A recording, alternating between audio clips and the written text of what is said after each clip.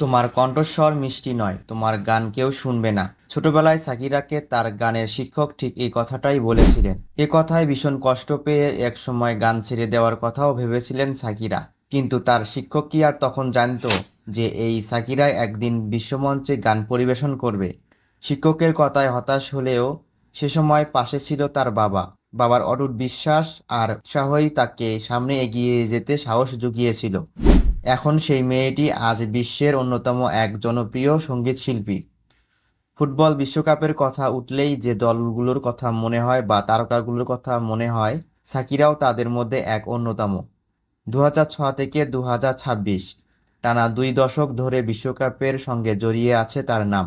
বিশেষ করে 2010 সালের ওয়াকা ওয়াকা গানটি তাকে বিশ্বজুড়ে নতুন এক পরিচিতি এনে দেয়। আজ 49 বছর বয়সেও তার ফিটনেস, মঞ্চে উপস্থিতি এবং অসাধারণ পারফরম্যান্স দেখে বোঝার উপায় নাই যে তিনি প্রায় 30 বছরেরও বেশি সময় ধরে গানের জগতে কাজ করেছেন। শেষ 20 বছরে প্রায় প্রতিটি বিশ্বকাপেই কোনো না কোনোভাবে তার উপস্থিতি দেখা মিলেছে।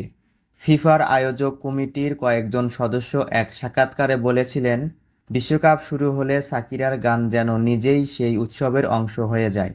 কারণ তিনি নিজেই ফুটবল উৎসবের এক প্রতীকে পরিণত হয়েছেন।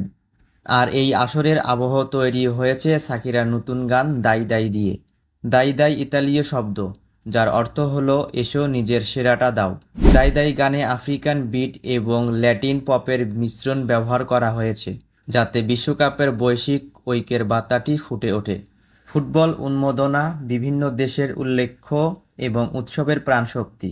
আর সাকিরার কণ্ঠে সেই আবেগ যেন নতুন মাত্রা পেয়েছে।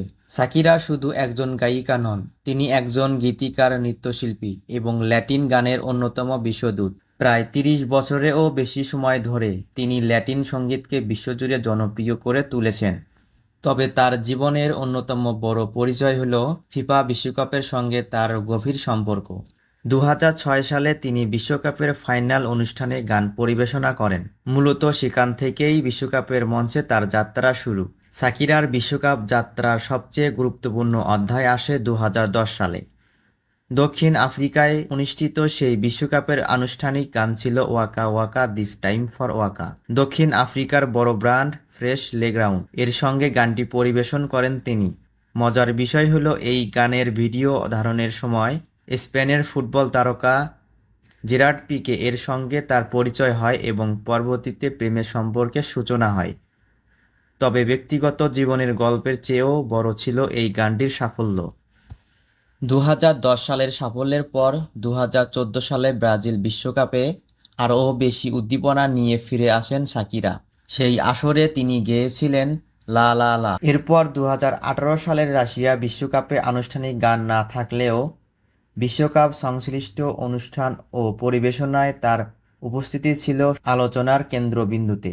সব মিলিয়ে সাকিরা অন্তত 4টি বিশ্বকাপে গুরুত্বপূর্ণ ভূমিকা পালন করেছেন এবং একাধিক বিশ্বকাপে স্মরণীয় গান উপহার দিয়েছেন।